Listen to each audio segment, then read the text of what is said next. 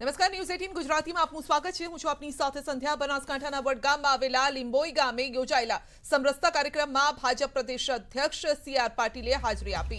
સી.આર. પાટીલ સાથે ભાજપ નેતા અલ્પેશ ઠાકોર, શંકર ચૌધરી, સાંસદ પરબત પટેલ સહિત અનેક ભાજપના નેતાઓ પણ જોડાયા।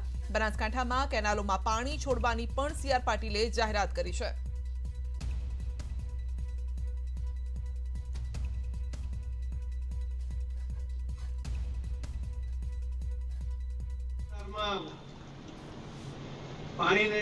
પાણી છોડવા માટેની અમની જે માંગણી હતી એ માંગણી મંજૂર કરવામાં આવી છે। આ પાણી હવે છોડવામાં આવશે। સુજલામ સુફલામ કેનાલમાં પાઇપના પાણી છોડીને તળાવ ભરવા માટે 10 દિવસ સુધી પાણી છોડવાનો નિર્ણય પણ આજે કરવામાં આવ્યો છે। આજથી જ આ પાણી છોડવાની પણ શરૂઆત એ થઈ જશે। हार्दिक पटेल पर वर्षा છે કોંગ્રેસ પ્રભારી રઘુ શર્મા। પાર્ટીમાં દરેકે શિસ્ત જાળવવી જ પડશે। નારાજગી હોય તો હાર્દિક પાર્ટી સાથે વાત કરે। નારાજગી મીડિયા સમક્ષ ઠાલવવી યોગ્ય નથી। હાર્દિકને अनुशासन में रहवानी सलाह આપી છે। अनुशासन में तो सभी को रहने की जरूरत है। इश्यू हो सकते हैं, नाराजगी हो सकती है, लेकिन उसका समाधान तो पार्टी करेगी। मीडिया के माध्यम से समाधान नहीं होगा। कोई भी बयान देने से पहले, क्योंकि आप जिम्मेदारी के पद पे कांग्रेस पार्टी में बैठे हैं, अगर आपकी शिकायत जगदीश भाई से है तो मुझे करें, मेरी शिकायत है तो राहुल गांधी जी से करें, लेकिन प्रेस और मीडिया के माध्यम से किसी भी समस्या का समाधान कोई पॉलिटिकल पार्टी नहीं कर सकती। और ये समस्याएं तो हमेशा रहती है, किसकी नहीं है, हर व्यक्ति के पास समस्याएं हैं। इसका ये मतलब नहीं है कि मैं पब्लिक प्लेटफॉर्म पे या मीडिया से उसका इजहार करूं, उसके सामने बात करूं। पार्टी में डिसिप्लिन जरूरी है, और डिसिप्लिन नहीं होगा तो पार्टी नहीं चल सकती। कामिनीबा राठौड़ना राजीनामानी खोटी वात वહેતી થઈ છે। સોશિયલ મીડિયામાં રાજીનામાની વાતો વાયરલ થઈ। કામિનીબાએ ન્યૂઝ 18 ગુજરાતી સાથે વાતચીત કરી છે। રાજીનામાની વાતને કામિનીબાએ નકારી છે। કામિનીબાએ કહ્યું છે કે હું કોંગ્રેસ પાર્ટીની સક્રિય કાર્યકર છું। કામિનીબા દહેગામના પૂર્વ ધારાસભ્ય છે। હું એટલું કહેવા માંગીશ કે રાજીનામું મહિલા શહેર પ્રમુખ તરીકે મૃણાલીબેને આપ્યું છે। આગામી રાજીનામું આપવું કે ના આપવું એ મારી જ માટે અને કોંગ્રેસ માટે અને જે પક્ષ માટે હંમેશા વફાદાર રહી અને એક સૈનિકની જેમ કામ કર્યું છે એમની જે રજૂઆત હશે, એમની જે વાત હશે એ જ મારી વાત હશે। અને વાત કરીશું ઇન્દ્રનીલ રાજ્યગુરુની।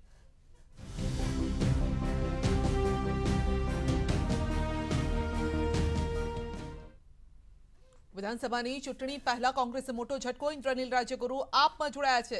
વશરામ સાગઠિયાએ પણ પંજાનો સાથ છોડ્યો છે। ઇન્દ્રનીલને મનાવવા માટે કોંગ્રેસ નિષ્ફળ રહી છે। તો થોડા દિવસો પહેલા જ ઇન્દ્રનીલ રાજ્યગુરુ નારાજ થયા હતા। ત્યારબાદ તેઓએ એકાંતમાં તેમના જ સમર્થકો સાથે બેઠક કરી હતી અને તે બાદ પાર્ટીના જે નેતાઓ છે, સિનિયર નેતાઓ સાથે પણ બેઠક કરી હતી અને ત્યારે એવું કહેવામાં આવ્યું કે તે માની ગયા છે, તેમને મનાવી લેવામાં આવ્યા છે।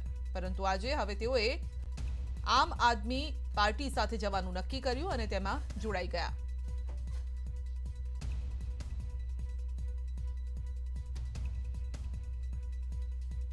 તો ઇન્દ્રનીલના આપમાં જોડાવાને લઈને જગદીશ ઠાકોરનું નિવેદન છે। ઇન્દ્રનીલને મનાવવા માટે પ્રયાસ થયા હતા। જગદીશ ઠાકોરે કહ્યું કોંગ્રેસે ઇન્દ્રનીલને જોઈતા હોદ્દા પણ આપ્યા છે।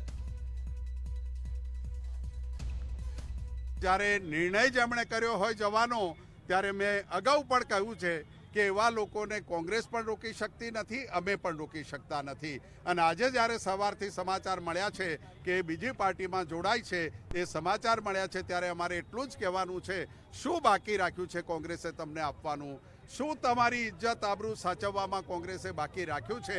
અને જ્યારે પણ એમને જરૂરિયાત થઈ ત્યારે કોંગ્રેસે ઉપપ્રમુખ બનાવ્યા, ભાવનગર જેવી લોકસભાની જવાબદારી સોંપી, એમના ટેકેદારોને પ્રદેશ સમિતિથી માંડીને બધું બનાવ્યું। એ કે એટલું તમામ કરીએ અને છતાં પણ કોંગ્રેસ છોડો છો તો મુબારક છે, તમારું ભવિષ્ય ઉજળું બને એવી શુભેચ્છાઓ। હું એવું માનું છું કે અને એટલે જ આમ આદમી પાર્ટીમાં જોડાણો છું કે અરવિંદજી પક્ષ માટે નહીં, અરવિંદજી ભારતના આમ આદમી માટે લડે છે। પુષ્કળ મહેનત કરવા છતાં પણ લોકો કોંગ્રેસને મત આપવાના નથી એવું મન મનાવીને બેઠા છે, ત્યારે ગઈકાલે માન્ય કેજરીવાલ સાહેબને મળ્યા, એમના વિચારો જાણ્યા. એમના વિચારોમાં જે અમને જાણવા મળ્યું એના અનુસંધાને પક્ષ આમ આદમી પાર્ટીમાં જોડાવાનો અમારો નિર્ણય કર્યો છે. सोल्यूशन क्या मानते हैं? देखिए, कांग्रेस पार्टी से कोई बड़ा नेता नहीं है. कमिटमेंट की राजनीति अलग होती है. कई तकलीफ, कई गम और कई कॉम्प्रोमाइज अगर आप विचारधारा से जुड़े हो तो आपको करने पड़ते हैं. सारी चीजें किसी भी विचारधारा में एक व्यक्ति के हिसाब से नहीं चल सकती. अगर इस तरह से बहाने बना के आप रास्ता लेते हो, मैं समझता हूँ ये जिस जगह जा रहे हैं ये वहां के लिए भी कोई अच्छा काम नहीं कर पाएंगे. પૂર્વ ધારાસભ્ય પ્રવીણ મારુએ કર્યા છે કેસરિયા. રાજ્યસભાની ચૂંટણી પહેલા આપ્યું હતું રાજીનામું. ભાવનગરની ગઢડા બેઠકના ભૂતપૂર્વ ધારાસભ્ય છે પ્રવીણ મારુ. ગુજરાત પ્રદેશ કોંગ્રેસ કમિટીમાં ચેરમેન પણ રહી ચૂક્યા છે પ્રવીણ મારુ.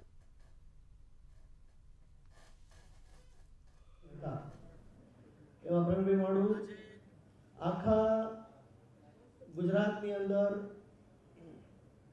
દલિત સમાજના આગેવાન છે. ઘણા સમયથી એમને કોંગ્રેસનું કામ છોડ્યું હતું.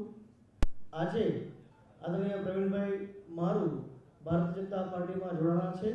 એમનું હૃદયથી સ્વાગત કરું છું.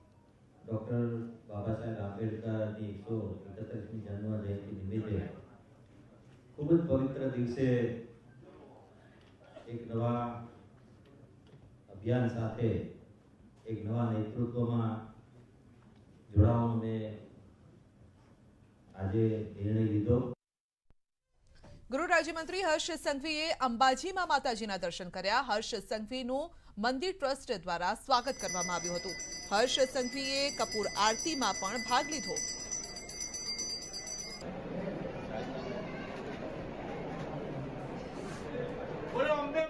તો આવતીકાલે મુખ્યમંત્રી ભૂપેન્દ્ર પટેલ તેમજ મધ્યપ્રદેશના રાજ્યપાલ મંગુભાઈ પટેલ નવસારી જિલ્લાની મુલાકાત લેશે.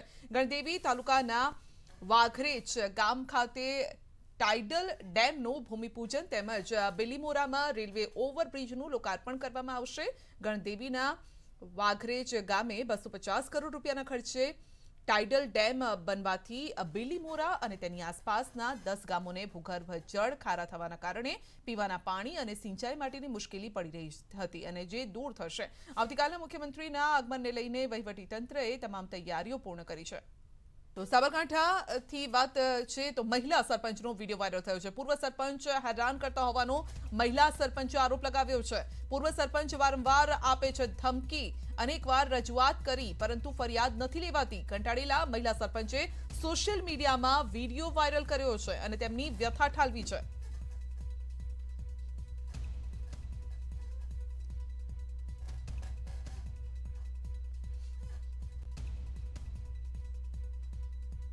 ત્રણ મહિનાથી સતત મને સતામણી થાય છે માજી સરપંચ તરફથી. મારા પહેલાંના ટર્મના સરપંચ જે છે વિક્રમભાઈ સોલંકી એ માનસિક રીતે અસ્થિર હોવાથી એમના ભાઈ પદ સંભાળતા હતા રમેશભાઈ સોલંકી. મેં વારંવાર પોલીસ સ્ટેશનમાં ફરિયાદ બી કરી છે. હજી બી ગઈકાલે રાતે મને ફોન આવ્યો, સવારે મને ફોન કરે છે કે હું તમને હેરાન તો કરીશ જ, સરપંચની ખુરશીમાં બેસવા તો નહીં જ દઈશ. વારંવાર મને હેરાન કરવામાં આવે છે.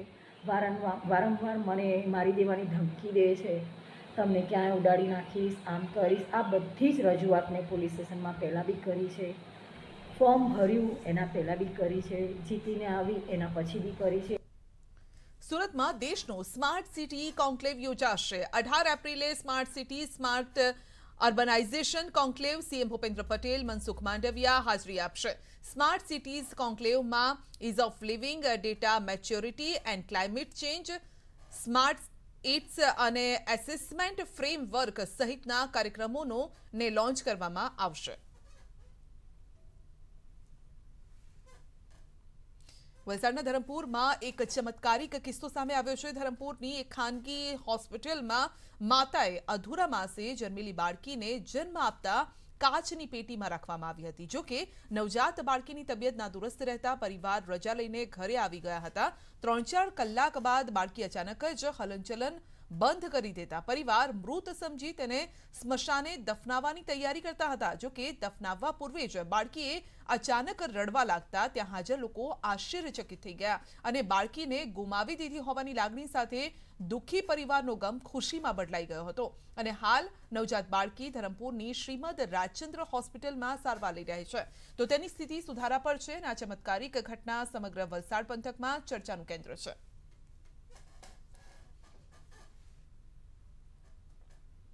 ઉનાળાની શરૂઆતથી જ કાળઝાળ ગરમી પડી રહી છે અને ત્યારે શરીરમાં પાણીની અછત ન સર્જાય તે માટે લોકો લીંબુ પાણી અને ગ્લુકોઝનો સહારો લેતા હોય છે. પરંતુ મોંઘવારીનો માર દિવસે ને દિવસે વધી રહ્યો છે. લીંબુના ભાવ આસમાને પહોંચ્યા છે. આ વર્ષે ગ્લુકોઝના વેચાણમાં પણ વધારો થયો છે. 30% જેટલો વધારો આ વર્ષે થયો છે. શરીરની અંદર ઇલેક્ટ્રોલાઇટ્સ ઘટી જાય એટલે આમ જોવા જાવ તો વિટામિન સી લીંબુ ખૂબ ઉપયોગી છે. સુગરની જગ્યાએ ગ્લુકોઝ લો એટલે આમ જોવા જાવ તો બોડીની અંદર સારું. અત્યારે જે રીતે વધારો જે થયો છે ઉનાળાની અંદર ગરમીના હિસાબે લોકો એ 30% જેટલો વધારો ઓલરેડી ઇલેક્ટ્રોલાઇટ્સમાં થયેલો છે.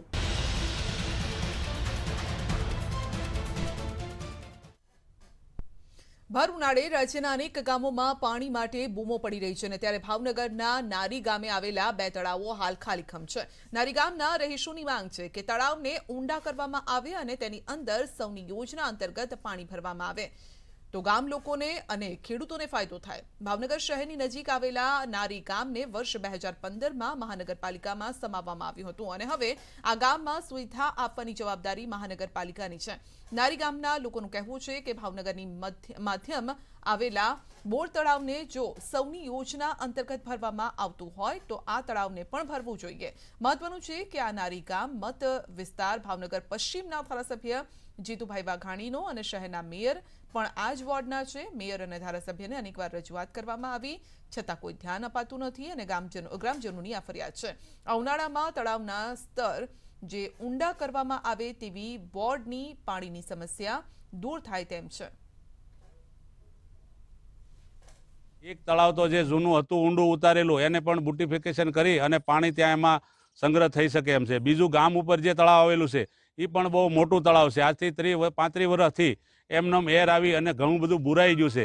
તો આ એક યોજના છે કે ગામ શહેરી વિકાસની અંદર તળાવો હોય એ ઊંડા ઉતારવા જોઈએ તો આ તળાવને તાત્કાલિક ધોરણે ઊંડું ઉતારવું જોઈએ. જો આ તળાવોને ઊંડા ઉતારવામાં આવે તો આજુબાજુના ખેતીલાયક જમીનને પણ ફાયદો થાય, એના ગામના તળ ઊંચા આવે અને ગામ તળ પણ સુધરે, જેથી કરીને ગામમાં જે કૂવા આવેલા છે એને પણ ફાયદો થાય.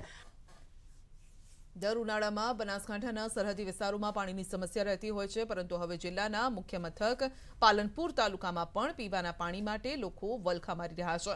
પાલનપુરમાં ભૂતેડી અને આકેડી ગામમાં છેલ્લા કેટલાય દિવસોથી પાણી ન મળતા સ્થાનિકો ત્રાહિમામ પોકારી ઉઠ્યા છે.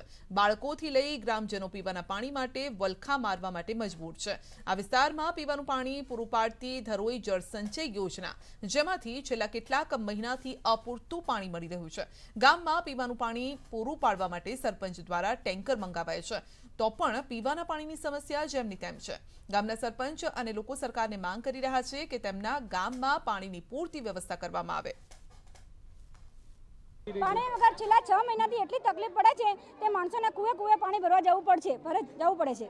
અને આ ગામમાં પહેલો બોર કરાવો તો વોટ આપવામાં આવશે, નકર વોટ હાલવા નહીં આપવા. લોકો એમના રોજિંદુ કામ મૂકીને બી પાણી ભરવું પડે, કારણ કે ટેન્કર એ અમારી પંચાયતમાં ખર્ચની જોગવાઈ નથી. અમે અમારા પોતાના ખર્ચે ટેન્કર લઈને ગામ લોકોને પાણી પાઈએ છીએ.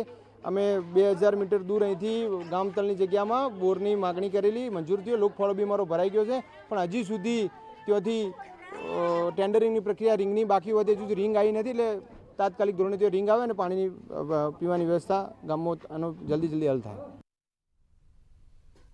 ઉનાળો આવતા જ બનાસકાંઠા જિલ્લામાં પાણી માટે જાણે કે જંગ ખેલવો પડે તેવી સ્થિતિ હોય છે. સરહદી વિસ્તાર ધાનેરામાં પાણી માટે મહિલાઓ રીતસર પડાપડી કરતી હોય છે તેવા દ્રશ્યો પણ સામે આવે છે. ધાનેરાના લોકો દર ઉનાળે પાણી માટે વલખા મારતા નજરે પડે છે. જિલ્લાના મુખ્ય ડેમ પણ હવે તળિયાઝાટક થઈ ગયા છે. સીપો જૂથ યોજના અંતર્ગત ધાનેરા શહેરને મળતું પાણી પણ બંધ થતા લોકોમાં રોષ છે. શ્રીનાથ સોસાયટી, રામાબાઈ નગર, વિવેકાનંદ સોસાયટી સહિતની 8 જેટલી સોસાયટીમાં બોરવેલ ફેલ થતા નાગરિકોને પાણી માટે હાલાકી ભોગવવી પડે છે. નગરપાલિકા ટેન્કરો મોકલી અને પાણી પહોંચાડવા મજબૂર છે. પાણીને બહુ જ પ્રોબ્લેમો રહે છે. સરકારને વિનંતી છે કે પૂરતું પાણી આપો. ટેન્કર આવે છે છતાં પણ પૂરતું પાણી નથી મળતું. એ બાજુમાં રહીએ, ઝઘડા થાય, ઝઘડા કરીએ, એ બી સારું ન લાગે. મહેરબાની કરીને પાણી આપો. નહીં આપો તો પછી વોટ આવશે ત્યારે અમે આમ જ કરવાના. 15 દિવસથી જે પાણીની વિકટ સમસ્યા સર્જાઈ છે એના કારણે બહેનોને એક એવી તકલીફ ભોગવવી પડી છે કે અત્યારે એક્ઝામના ટાઈમે જ આ થયું છે અને 42-43 ડિગ્રી વચ્ચે જે અત્યારે તમે જોઈ રહ્યા છો કે બહેનો કેવી રીતે પાણી ભરી રહી છે. પીવાનું પાણી પણ પૂરું પડતું નથી. તો આ સમસ્યાનો હલ લાવો. એક સોસાયટીમાં એક ટેન્કર મોકલતા રીતસર પાણી માટે મહિલાઓએ બેડા યુદ્ધ થાય તેવું સ્થાનિક મહિલાઓનું કહેવું છે. ધાનેરા નગરપાલિકાના 13 પૈકી 5 બોરવેલ ફેલ થતા ધાનેરાના ગ્રામ્ય વિસ્તારોમાં બોરવેલમાંથી પાઇપલાઇન દ્વારા શહેરમાં પાણી આપવા માટે વ્યવસ્થા કરવા કામગીરી ચાલી રહી છે. ધાનેરાને 50 લાખ લીટર પાણીની જરૂરિયાત છે. તેની સામે માત્ર 30 લાખ લીટર જ પાણી શહેરને મળે છે. પાણીનો પ્રશ્ન છે. પાણી નથી આવતું. નગરપાલિકામાંથી એક ટેન્કર આવે એમાં બૈરા અમે લાઈનમાં ઊભું રહેવું પડે. અંદર ઝઘડા થાય છે. ઉનાળાનો ટાઈમ છે. હેરાન થઈ ગયા. અમારે પાણી જોઈએ. જો પાણીનો પ્રશ્ન નહીં પૂરો પડે તો અમે આ ફેરે વોટ નહીં આપો. હું પણ નહીં આપું. કોઈને અમારી સોસાયટીમાંથી વોટ આપવા દઈશ નહીં. 5 MLD પાણીનો વપરાશ ઉનાળાની સિઝનને અનુલક્ષીને હોય છે. તેની સામે અમને દર વર્ષે 1.5 MLD પાણી સીપુ જૂથ યોજનામાંથી મળતું હતું. પરંતુ સીપુમાં પાણી ન હોવાના કારણે આ પાણી પુરવઠો મળતો નથી. વધુમાં નગરપાલિકાના જે 13 ટ્યુબવેલ છે એમાંથી પણ 5 ટ્યુબવેલ ફેલ થઈ જવાના કારણે લોકોને પીવાના પાણીની મુશ્કેલી રહે છે. અત્યારે 8 સોસાયટી એવી છે કે તે પાણી પુરવઠો ટેન્કર દ્વારા આપવામાં આવે છે.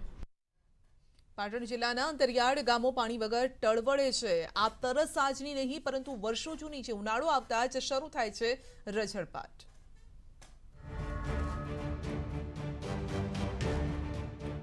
વર્ષથી પાણીની બહુ તંગી છે. એમ અમારા બાળકોને નિશાળે મૂકવા તો સાહેબો એમ કે નવરાવીને મૂકો, પણ સાહેબ ક્યાંથી મૂકી? પાણી ના આવે તો શું કરીએ? અમારે તો જીવ હતું એ અમે નીકળી ગયા.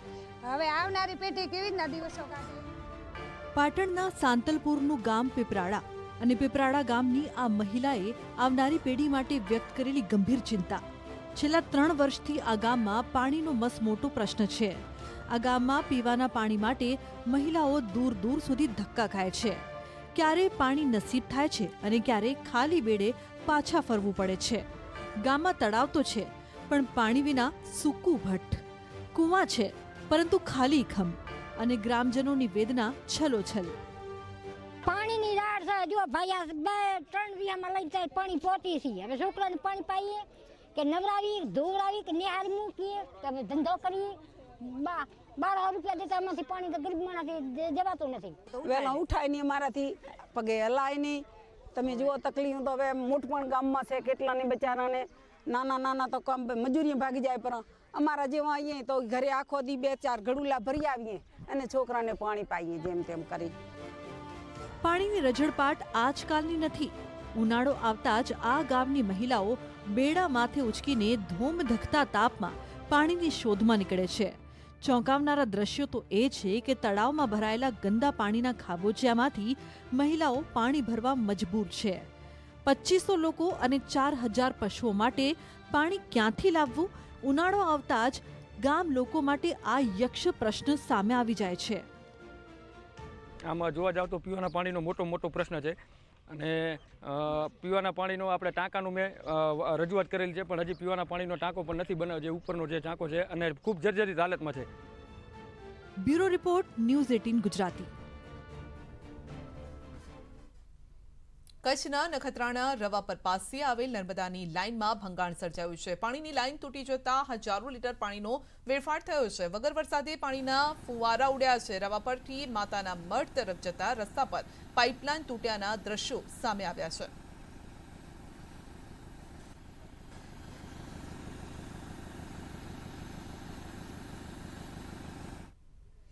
તો બુલેટિનમાં અત્યારે બસ આટલું જ. રજા આપશો.